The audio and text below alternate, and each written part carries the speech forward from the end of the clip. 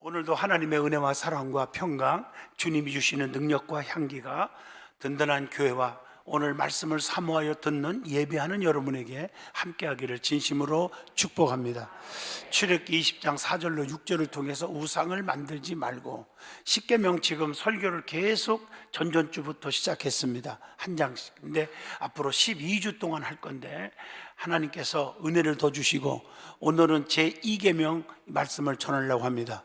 오늘 본문인 십계명의 두 번째 계명은 첫 번째 계명과 매우 비슷해 보입니다. 첫 번째 계명, 나 위에 다른 신을 내게 두지 말라, 섬기지 말라. 두 번째, 오늘 이 계명은 우상을 섬기지 말라는 거예요. 우상 앞에 절하거나 우상을 굴하고 절하고 섬기고 이런 거 하지 말라는 거예요. 오늘 두 계명을 가만히 보면 좀 비슷한 것처럼 보입니다. 얼핏 보면 같은 이야기를 두 번이나 반복해서 하는 말씀같이 보입니다. 심지어 이런 이유로 일부 신학자들은요, 제1계명과 제2계명을 하나의 계명이라고 그렇게 말하는 사람들도 있습니다. 하지만 그것은 두 번째 계명에 대한 명백한 오해의 메시지입니다. 이 두 개의 계명은 완전히 다른 것을 명령하고 있는 메시지입니다.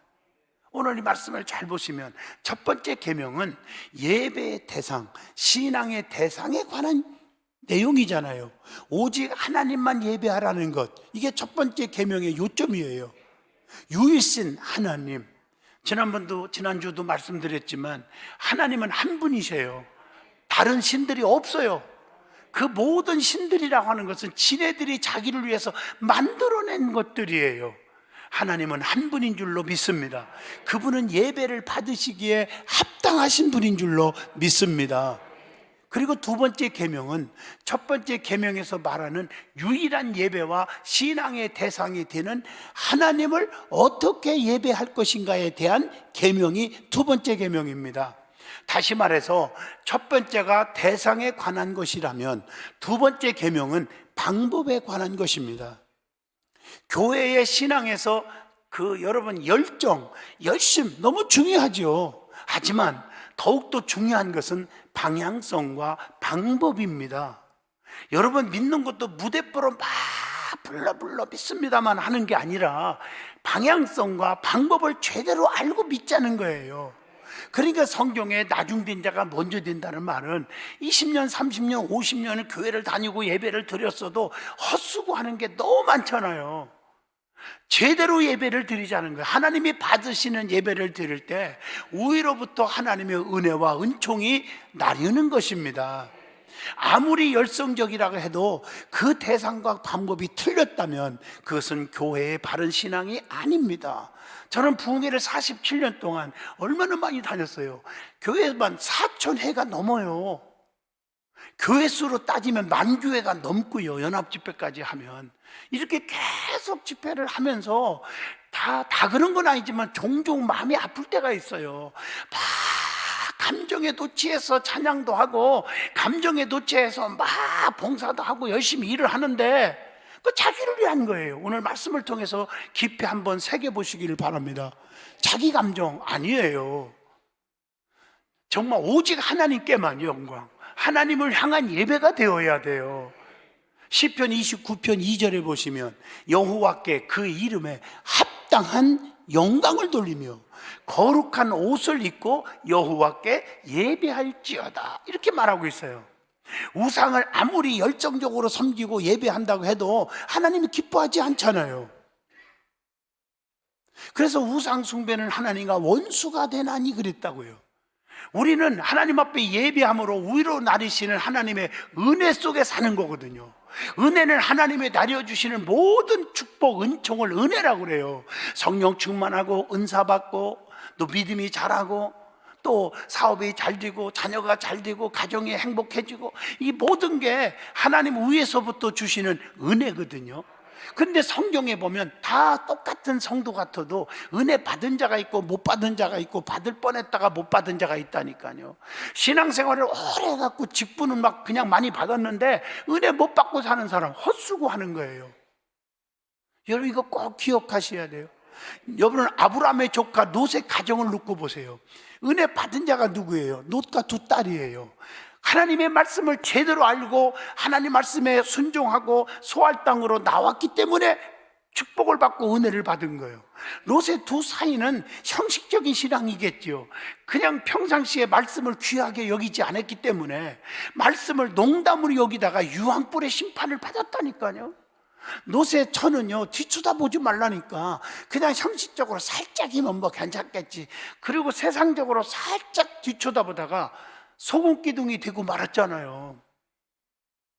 여러분, 우상을 섬기고 잘못 믿는 것이 구원이 있는 것이 아닙니다. 그것에 하나님의 은혜가 임하는 것이 아니죠. 열심히 있다고 다는 아니란 말이에요. 헌금을 많이 하고 봉사를 많이 하고 이게 다 은혜 받은 구원의 역사라고 볼 수가 없는 거지요. 왜? 하나님 자체가 부자인데요. 욥이라는 사람이 고백했잖아. 주신 자도 하나님이고 취하신 자도 하나님이라. 삼천하지의 모든 것이 하나님 거라고 고백을 하잖아요.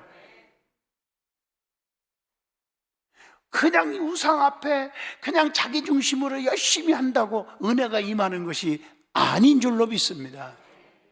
이걸 똑바로 아셔야 되는 거예요.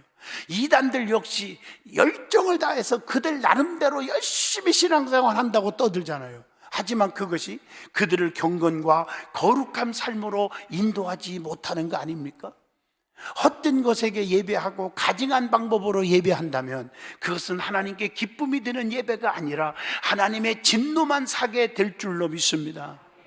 우리는 첫 번째 이 계명에 대해서 들음으로써 누구에게 예배해야 하는지에 대해서 알게 된 줄로 압니다. 오늘 우리는 예배를 받으시기에 합당하신 한 분, 하나님을 어떻게 예배해야 하는 것에 대한 중요한 교훈을 두 번째 계명을 통해서 얻고자 하는 것입니다. 그러면 제일 먼저 어떻게 예배하여야 합니까? 라는 것입니다. 두 번째 계명에서 우리가 얻을 수 있는 첫 번째 교훈은 하나님께 어떤 예배를 드려야 하는지에 대한 교훈입니다. 오늘 본문 말씀을 잘 보면 하나님께 드려지는 예배의 방법에서 제거되어야 할 것들을 금지함으로 온전한 예배에 대한 교훈을 주고 있습니다. 그렇다면 무엇이 하나님께서 금지하신 예배의 방법일까요? 하나님께 드려지는 예배에서 금지되어야 할 것들은 무엇이냐는 것입니다. 첫째가 너를 위하여, 이게 중요한 거예요. 너를 위하여 우상을 만들지 말라는 겁니다. 첫 번째는 너를 위하여 우상을 만들지 말라. 여기서 핵심은 우상을 만들지 말라는 것보다 더 중요한 것은 너를 위하여, 이런 말씀입니다. 예배가 나의 유익을 위함이 되어서는 절대로 안 됩니다. 하나님은 아브라함에게 하나님을 위하여 예배할 것을 명령하십니다. 창세기 15장 9절을 보십시오. 여호와께서 그에게 이르시되 나를 위하여 3년 된 암소와 3년 된 암염소와 또 3년 된 순양과 산비들과 집부기들 새끼들을 가져올지니라. 하나님 뭐라고 했어요? 하나님은 자기를 위해서 가져오라는 거예요. 여러분, 예물을 드려도 목사를 위해서 하는 게 아니에요. 교회를 위해서 하는 게 아니에요. 하나님께 드려지는 거예요. 하나님을 위하여 봉사도 하고 찬양도 하고 예물도 드리는 것인 줄로 믿습니다. 그러나 인간은 자신들의 유익을 위해서 예배를 이용하려 하는 사람들이 너무 많아요. 예배가 목적이 아닌 수단으로 여긴다는 거죠. 그 대표적인 인물이 바로 성경에 보면 여로보암 왕이 있습니다. 북이스라엘을 만든 여로보암 왕은 자신의 나라를 위하여 하나님의 형상을 만들었어요. 열왕기상 12장 28절 보면 이에 계획하고 그 두 금송아지를 만들고 무리에게 말하기를 너희가 다시는 예루살렘에 올라갈 것이 없도다. 거기까지 가지 마. 이제는 이스라엘아, 이는 너희를 애굽 땅에서 인도하여 올린 너희의 신들이라. 여러분, 얼마나 한심합니까? 여로보암은 그 자신을 위하여 하나님의 형상을 만들었습니다. 그것에게 예배하라는 것입니다. 그리고 이것은 곧 하나님의 진노의 엄청난 대상이 된 것입니다. 열왕기상 12장 30절 이 일이 죄가 되었으니 이렇게 말하고 있습니다. 성경을 보면. 따라서 우리의 예배는 언제나 하나님만을 위한 예배가 되어야 합니다. 두 번째로는 어떤 형상도 만들지 말라 그랬어요. 두 번째 계명에서 둘째로 금지하는 것은 형상을 만들지 말라는 거예요. 하나님은 모든 피조 세계를 창조하신 분입니다. 하나님은 무한한 영광을 소유하신 분입니다. 하늘이라도 땅이라도 하나님의 영광을 담을 수가 없습니다. 열왕기상 8장 27절에 이렇게 말했습니다. 같이 봅니다. 하나님이 참으로 땅에 거하시리이까 하늘과 하늘이라도 주를 용납하지 못하겠거든 하물며 내가 건축한 이 성전이 오리까. 여기서 하물며 사람이 만든 하물며 이게 중요한 거예요. 어떤 형상에는 더욱더 하나님을 담을 수가 없다. 그것이 무엇이든 간에 하나님이 될 수가 없다는 것입니다. 만약 누군가가 하나님의 형상을 만든다면, 그리고 그것을 하나님이라고 말한다면, 그것은 하나님을 천적으로 모욕하는 죄를 짓는 것입니다. 그래서 하나님은 어떠한 형상도 만들지 말라고 하신 거예요. 하지만 인간의 욕심 때문에 하나님의 형상을 만들어 섬기고 싶어 하는 것입니다. 출애굽기 32장 1절 보세요. 우리를 위하여 우리를 인도할 신을 만들어라. 자기를 인도할 신을 만들어라. 자기를 위해서. 이 모세 곧 우리를 애굽 땅에서 인도하여 낸 사람은 어찌 되었는지 알지 못함이니라. 이렇게 말하는 거예요. 지극히 자기 중심적인 신앙이죠. 하나님께 순종하는 믿음이 아니라 나의 필요에 의해서 하나님을 만든 거예요. 그러나 우상은 불신자들만 만드는 것이 아니에요. 우상은 믿음이 없는 사람들만 만드는 것이 아닙니다. 사사 기드온 여러분 잘 아시죠? 이 기드온은 그가 의도했던 것은 아니었지만 금 에봇을 만들므로써 이스라엘 민족이 죄를 엄청나게 짓게 만들어 버렸습니다. 사사기 8장 27절을 꼭 읽어보세요. 또한 사사 미가라는 사람이죠. 미가의 어머니는 사사의 어머님이었음에도 불구하고 우상을 만들었다고 책망합니다. 사사기 17장 3절의 말씀입니다.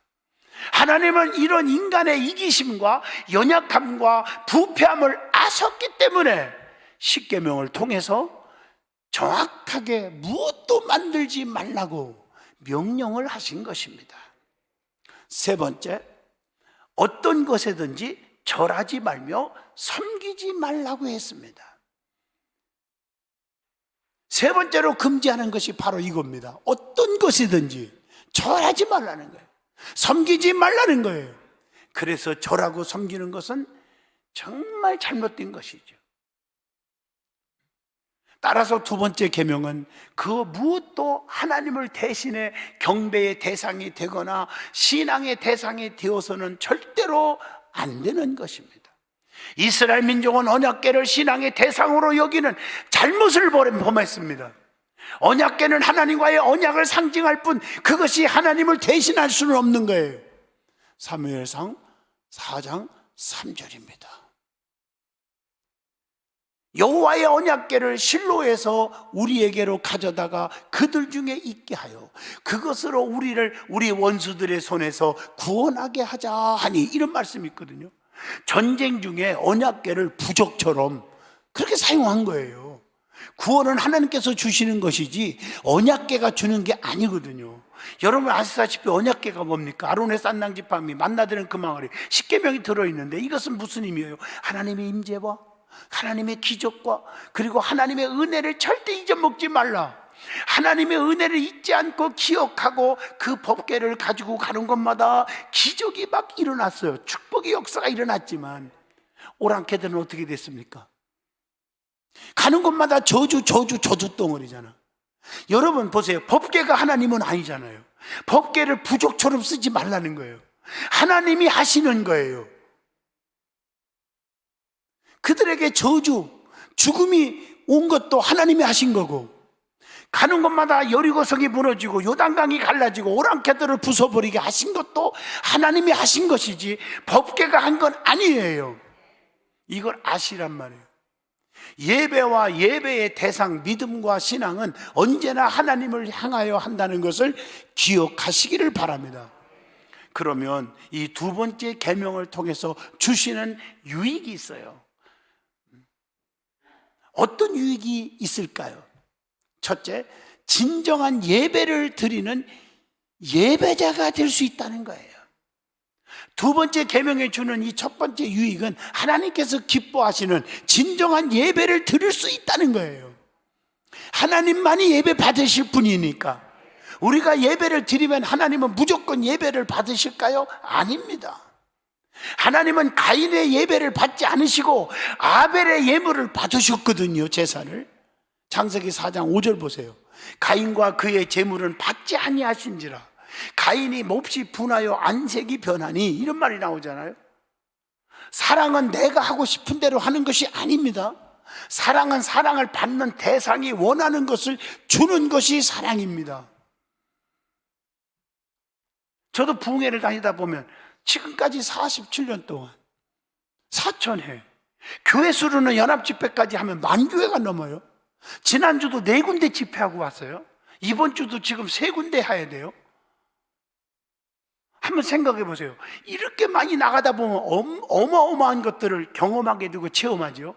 지난 주간은 너무너무 은혜 와서 여러분들이 간증했죠. 실제로 지난 주간 부흥회 시간 유튜브로 생방송을 우리 교인들이 많이 들었더라고요. 실제로 여러분들이 증인이잖아요. 수원에 가면 세안성결교회 주남석 총회장님 했던 분입니다. 엄청나게 큰 교회입니다. 그 교회 성결교회를 부흥회를 했었는데 그때 은혜를 엄청나게 받고, 그분이 담임 목사님의 조카래요. 몰랐어요. 자기가 얘기하는 거예요. 그런데 전도를 하면서 여기 다니면서 천국은 있습니다, 지옥은 있습니다 하고 막 애치고 전도를 하고 다니는데 자기 가슴 속에 내가 천국을 본 적이 없고 지옥을 본 적이 없는데 하나님 보여주세요 하고 기도하는데, 화요일날 저녁에 저는 선포만 하잖아요. 선포하는데 눈이 밝아지고 저주마귀가 떠나고 가난마귀가 떠나고, 그래서 우리 교회에서 이 말씀을 아멘한 사람들이 대박 터진 분이 한두 명입니까 지금? 암덩어리가 녹아지는 거예요. 간증자가 나오잖아요. 그렇게 축복을 선포하고 통성기도를 딱 시키고 끝내는데, 기도하는데 뒤에서 성도들도 많이 기도를 하는데 다 들은 거예요. 하나님, 지옥이 이렇게 무서워요. 너무너무 무서워요. 그러다가 어머나, 천국이 이렇게 좋아요.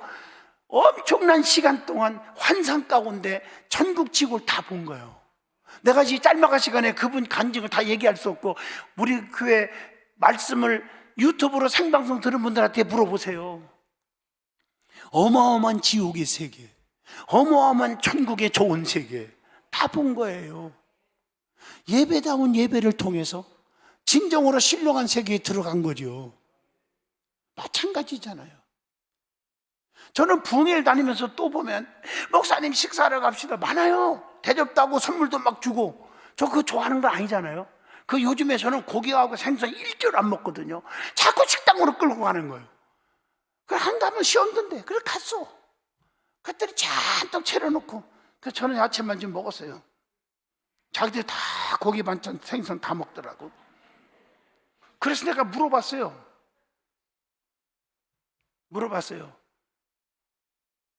권사님, 대접해서 고마워요. 고마운 건 고마운 거죠.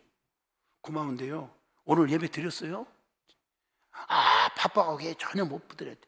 부흥회 한 번도 안 왔대. 소화가 안 되려고 그래요. 그래서 제가 충고를 했어요. 이 육신건 대접하는 게 중요한 게 아니고, 나는 원래 대접하는 거 좋아하지도 않습니다. 이게 중요한 게 아니고, 예배 자리에 앉아서 신령과 진정의 예배를 드리고 은혜 받는 게 저에게 대접입니다. 저는 이런 은혜를 끼치기 위해서 참다운 신자 만들려고 이렇게 목이 터져라고 힘들어도 부흥회를 인도하러 다니는 것입니다. 제 말이 맞잖아요. 원하는 자가 원하는 것을 해주는 게 뭐예요? 예배요, 예배. 예배가 무엇인지 아는 사람만 예배를 통해서 하나님을 기쁘시게 할 수가 있는 것입니다. 성경은 하나님께서 직접 예배를 제정하셨음을 증거하고 있잖아요. 레위기 7장 37절 보세요. 이는 번제와 소제와 속죄제와 속건제와 위임식과 화목제의 규례라 그랬거든요. 이것은 하나님께 예배 드리는 방법이 정해져 있고, 예배하고 싶다면 그 방법대로 예배해야 한다는 것을 의미하는 것입니다. 그렇다면 어떻게 예배하는 것이 하나님이 원하시는 예배일까? 하나님이 기뻐하시는 예배일까요? 영과 진리로 예배하는 예배입니다. 요한복음 4장 24절, 하나님은 영이시니 예배하는 자가 영과 진리로 예배할지니라. 예배는 자리에 앉아서 있는 것을 의미하지 않습니다. 단순히 예물을 드리고 헌금을 많이 하고 그 형식을 따라 하는 그 의미가 아닙니다. 진정한 예배는 오직 하나님만을 위하며 오직 그분만의 말씀 안에서 오직 그분만을 섬기고 그분께 경배하는 것이 예배입니다. 두 번째 유익이 있습니다. 하나님의 축복을 받는 예배자가 될 수 있다는 것입니다. 오늘 본문에 보면 축복과 저주의 선포가 포함되어 있습니다. 그러나 우리가 여기서 보아야 할 것은 이 선포의 목적이 저주가 아니라 축복에 있다는 것을 아셔야 돼요. 왜 성경에 진짜 있는 지옥에 대해서 얘기할까요? 지옥을 알려주기 위한 목적이 아니라 어마어마한 천국의 목적이 있는 거예요. 너희들은 천국 백성이 되라. 이 천국은 이렇게 너무 귀한 곳이다. 그래서 지옥 얘기를 하는 거예요. 지옥 가지 말라고. 성경은 부모의 믿음으로 인하여 자녀가 축복을 받는 경우에 대해서는 설명하고 있잖아요. 신명기 24장 16절 한번 보세요. 아버지는 그 자식들로 말미암아 죽임을 당하지 않을 것이요 자식들은 그 아버지로 말미암아 죽임을 당하지 아니할 것이니, 각 사람은, 너무 중요한 말씀이에요, 자기 죄로 말미암아 죽임을 당할 것이니라. 아버지의 믿음으로 아들이 구원받고 남편의 믿음으로 아내가 구원받고 이게 아니라는 거예요. 자기의 믿음과 상급은 각자 자기의 복인 줄로 믿습니다. 에레미야 31장 29절로 30절에도 그런 말씀이 기록되어 있잖아요. 에스겔 18장 20절에도 범죄하는 그 영혼은 죽을지라 아들은 아버지의 죄악을 감당하지 아니할 것이요 아버지는 아들의 죄악을 담당하지 아니하리니 의인의 공의도 자기에게로 돌아가고 악인의 악도 자기에게로 돌아가리라. 여러분 믿으십니까? 그렇다면 오늘 본문의 저주는 어떤 내용일까요? 하나님의 축복을 강조하기 위한 것이라는 거죠. 3대가 저주를 받는다. 오늘 본문에 그랬죠. 3대가 잘못하면 저주를 받아요. 그러나 잘하면 어떻게 해요? 1000대가 축복을 받는다. 이렇게 대조시킴으로써 하나님은 이 계명을 통하여 계명을 지키는 자에게 엄청난 축복을 주신다는 것을 강조하고 있는 것입니다. 두 번째 계명을 통한 축복을 강조하는 표현인 것입니다. 진정한 예배를 드리면 아브라함은 하나님의 축복을 받아서 이스라엘 민족의 조상자, 또 믿음의 조상이 된 줄로 믿습니다. 예배자 다윗을 보세요. 그의 언약함에도 불구하고, 아주 약함에도 불구하고 하나님의 손에 붙들려 하나님의 사람으로 많은 축복을 누렸습니다. 그러면 우리는 어떻게 이 두 번째 계명을 잘 지킬 수 있느냐는 것입니다. 잘 지키기 위해서 가장 중요한 것은 오직 예수 그리스도를 기억해야 하는 것입니다. 우리는 연약해서 눈에 보이는 것을 쫓아가고 있습니다. 이스라엘 백성은 아브라함의 언약도 모세의 율법도 여호수아의 수많은 사사들의 기적도 하나님의 은혜도 불구하고 온전한 예배를 지키지 못했습니다. 우리도 이와 같다고 봅니다. 우리는 죄에 대하여 무능력할 정도로 연약한 존재입니다. 하나님의 백성이 되었지만, 그의 은혜를 알지만 우리는 여전히 죄를 너무 사랑하고 있습니다. 그래서 우리는 끊임없이 어떤 증거를 원하고 있는 거죠. 하나님 우리의 이런 악한 본성을 다 아셔요. 이 죄싹은 사망이라 멸망받을 것 알아요. 그래서 직접 우리 가운데 오셨어요. 인카네이션 하셨어요. 도성인신 하셨어요. 말씀이 육신이 되어 이 땅에 오셨어요. 우리의 죄를 시키기 위해서 우리에게 자신을 직접 보이셨어요.